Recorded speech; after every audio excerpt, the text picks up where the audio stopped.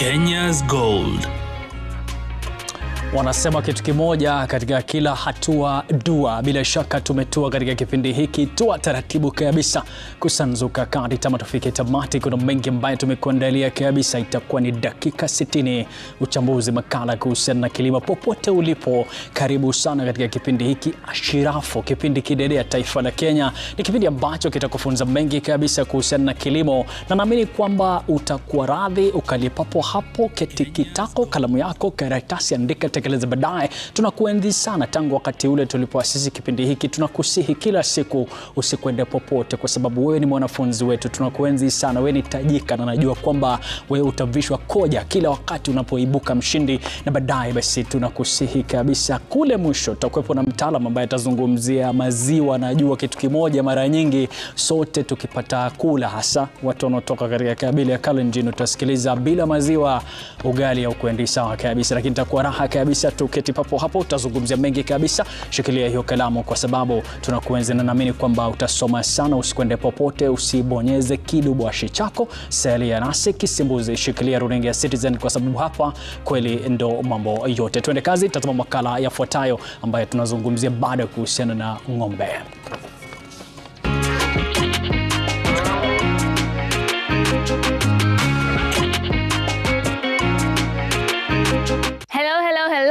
And welcome to today's Gold feature that is coming to you all the way from Nakuru County. This particular place is called Kambiamoto. Today we will be introducing to you this fantastic breed of dairy cattle called the Jersey breed that is originally from New Zealand. Now it is characterized by a dark brown or a light brown skin. Also, it could have some white spots on it.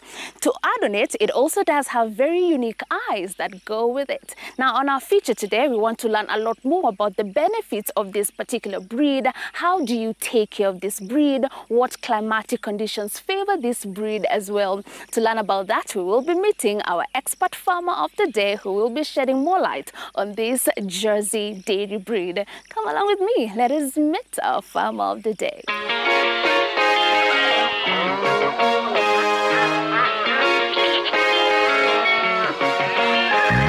Mr. Juma, thank you so much for having us in your farm today. Tunataka kuelewa zaidi kuhusiana na the Jersey breed. And even before we walk to where they are, tuone how they look physically, just give me a brief history of the origin of Jersey breed. Na walifika Kenya around which year? Thank you very much for that question. As we all know, we got our jerseys from 1947. And that is when we started, doing our breeding and all that. Yeah, but the origin is from New Zealand. Right. Yeah. Is that about the same time that they were introduced to Kenya? A little longer, but, we got them in around that year. Right. Yeah. What climatic conditions work best for the rearing of Jersey breed? Jerseys will do well anywhere. Be it in hot areas like where we are now standing, or in cold areas. Jerseys will adapt any environment.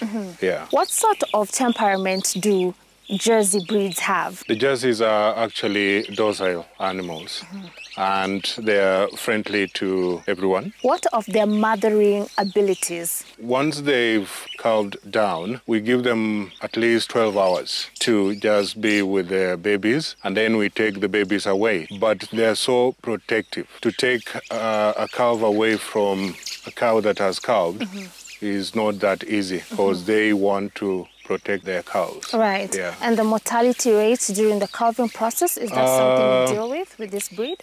No, because calving for the jerseys, they're meant to calve on their own. And 10 out of 10, you might have one or two that needs assistance.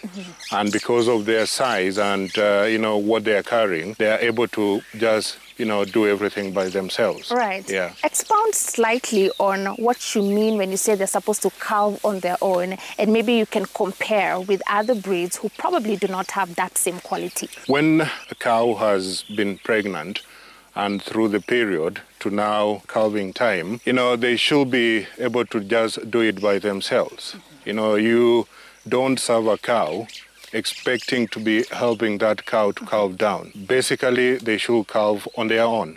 And it only needs someone to be around to make sure that, the process is going all right. And if you suspect anything, then you can always offer an assistant.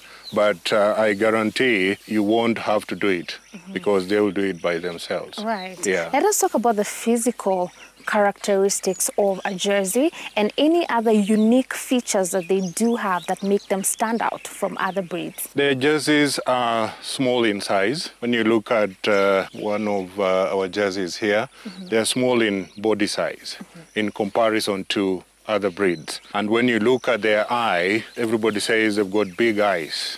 And they weigh from about 350 to 400 kilos. And they are not as tall as the other breeds. They are small in size.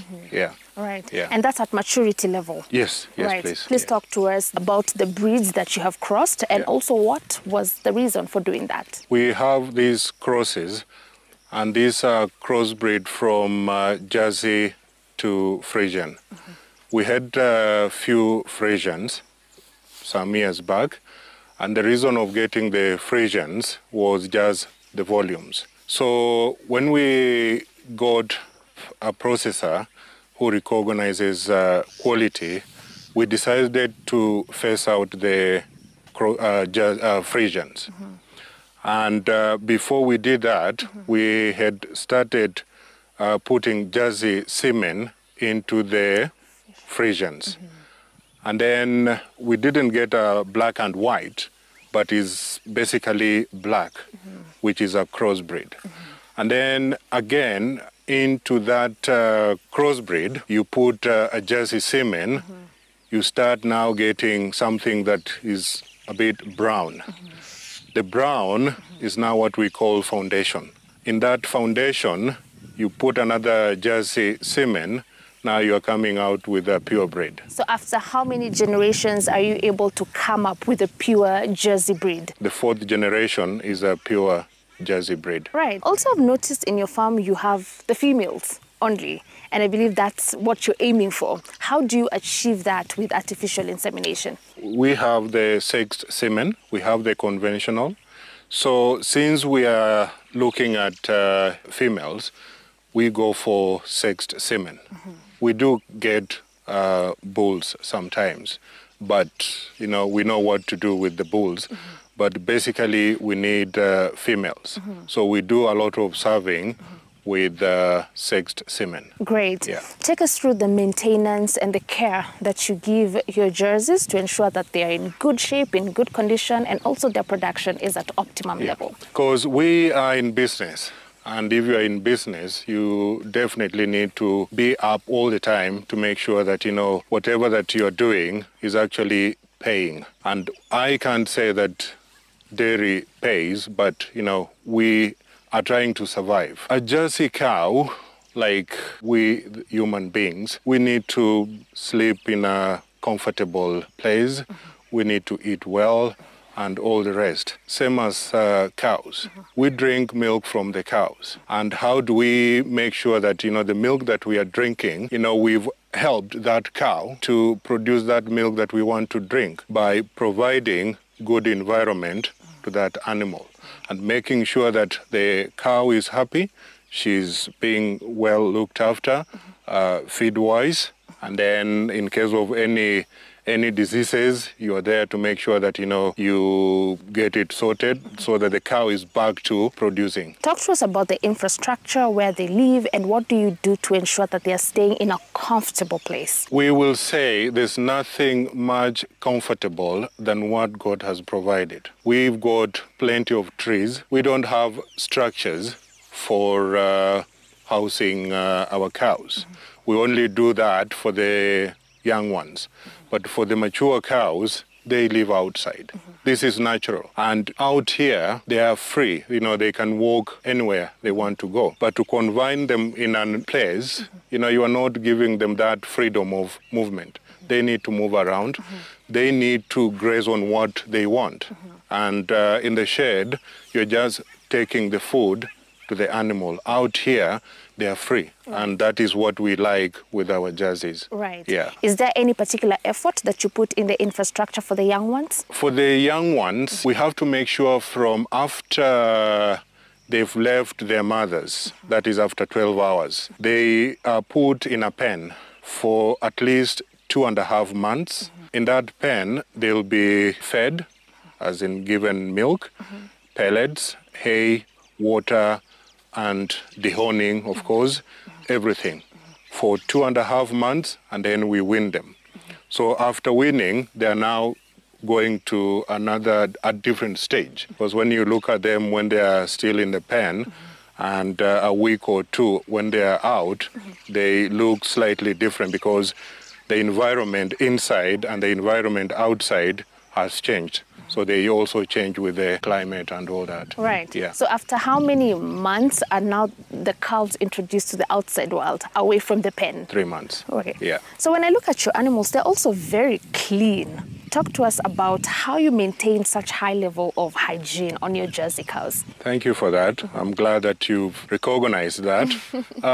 They are clean, not that we wash them with shampoo or anything like that. This is just, because they live in a clean environment, because we only spray them once a week. And because of the clean environment, our cows are looking clean, and also the feeds. Because if you're not feeding them and you look at their coats and all that, you will just know that this cow is not well fed because they look terrible. But, a good looking cow like what you're seeing now, that shows the effort behind. Yeah. So when you're talking about animal health, what are some of the common diseases that could affect the Jersey breed? A Jersey, like any other breed, we have things like foot and mouth. We've got things like lumpy skin, anthrax, and all the rest. But the common one that, everybody has is the lumpy skin and the foot and mouth. Yeah. A Jersey will get it just like the other breeds. Yeah. And so far in your treatment schedule and also prevention schedule, what are you doing to make sure that you're protecting your animals from these diseases? For foot and mouth, we vaccinate them after every 6 months. We vaccinate them. For the lumpy skin is once a year, just to make sure that, we are safe. Right. Yeah. Take us through the routine of a Jersey farmer kama wewe. Yeah. Ukiamka asubuhi, Yeah. what we do with the animal from the break of dawn to the last minute of the day. For our cows, we've grouped them, group 1, group 2, group 3. We go in each group to make sure that if this group was 32, they are all 32 either lying down happily, grazing, or ready to go in for milking. And you look around, if there's any lameness, if there's any bad eye or any udder that looks a bit swollen, definitely before you take them for milking, at least you know that there's something wrong with this cow. And also, when you are providing them with the feeds in the boxes, you have to go and make sure that the feeds that you provided is all consumed. Because you might be putting the feeds there. These cows are not happy with what you've given them, and they'll just look at it and walk away. So you also have to make sure that the food is all eaten. That means you're going to milk. But if the food is not eaten, there's no milk. And why? So when from the paddock where they're being fed, they'll be herded into the dairy. That is where the production takes place. And in the dairy, they are given a kilo of dairy meal, make them happy and relax, and then they get milked. Then outside, back to feeding again for the afternoon milking. Because we milk them twice a day. So they have to be fed, then they go under a tree, relax, then they chew cuds, and then there's production of milk, and then we take that milk back into the dairy. Yeah. So after the second day, milking, Yeah. which happens later in the afternoon, after that, what do we do with the cows? When the cows are being milked, we've got a team that comes out in the field where these cows are coming back. There'll be food ready for the cows. So they go in to be milked for what they were fed in the morning. And then after that, they will have to come back again to feed for the morning milking. So the cows will be grouped. If there are 40 cows, they will all be milked. That group is over. Take them back to the paddock, and then the food will be ready, water. They can have a wonderful time there, eat their food until the next morning. Right. So it seems like it's a routine that you stick to all through. What is the importance of maintaining that routine and also the timings? Useme leo tutaanza kumilk saa 7 badala ya saa 9. How is that very helpful for the production of the animals? A cow, after she's been milked, she needs time to start making more milk. And she needs to be given time, enough time. So if we are milking them twice, we milk them at 6 in the morning. By 9, we are done. So we start from 9 to 4, it is feeding, yeah? And daytime, they don't get enough hours. But nighttime, they've got plenty of hours. So it has to be a routine. You can't just change. And any changes that you do to a cow will affect production. Because these cows at 3:45, when they see the herder approaching, they know that it is time to go and get milked. What prices are they currently fetching in the market? If you were to sell an in-calf, how much money will I have to part with? They are expensive. I will say that. They are expensive. They are expensive because they will cost you good money. Roughly? Between 250 and 350. For an in-calf? In-calf heifer. Right. What makes them that expensive? What qualities attribute to that? We are talking of 2025. And before we get to 2025, a lot of things has happened in the past. And everything has pushed things to go up. You've spent 300,000 to raise that cow to the stage whereby you want to sell that cow. You can't sell her at 150,000 because you want to make a profit. When you go back to feeds are now very expensive. And to maintain this cow to that stage where you are now ready to sell, you'll have spent money. So you need to try and get back your money. Right. But look at what you are selling, because we are selling good genetics. Finally, to speak to that farmer who's watching right now, they want to get into dairy farming and they're confused. Which breed do I go for? What would you tell them about going for the Jersey breed? I will happily tell any farmer out there that the way to go is Jersey, because we know a Jersey cow is a smallholder cow. And out there, somebody with 1 acre shamba, 2 acres, will do very well with the Jersey, because the Jerseys don't need a bigger space. They just need a small area. As long as there's food, water, they'll do the rest, produce milk. So I will happily encourage, for any farmer wanting to start a dairy, go for the Jersey, but promise them that everything comes with their challenges. Yeah. Maybe those challenges as we wind up this conversation?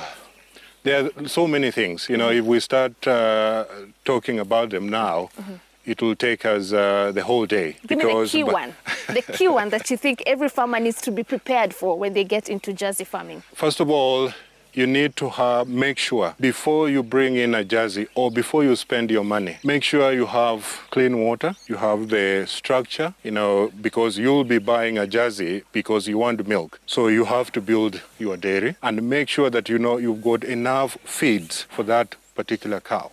You cannot just buy a cow and now sit down under a tree and then start talking to yourself of things that you're going to do. It's better to talk to yourself before you plan to get a Jersey cow. Right. Yeah. Great. Thank you so much, Mr. Juma, for speaking to us. Pleasure. So much to learn in this very exciting feature with Mr. Juma, who has been in this business for decades.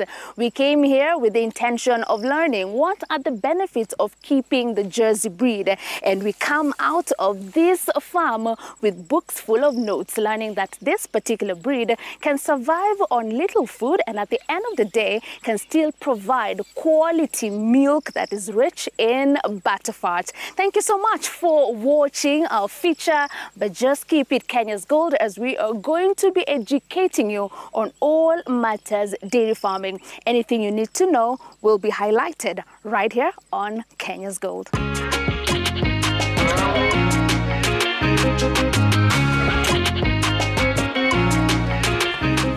Na bila shaka umesikiliza kabisa kutoka kwa Kengina kwamba hapa ni darasani bila shaka.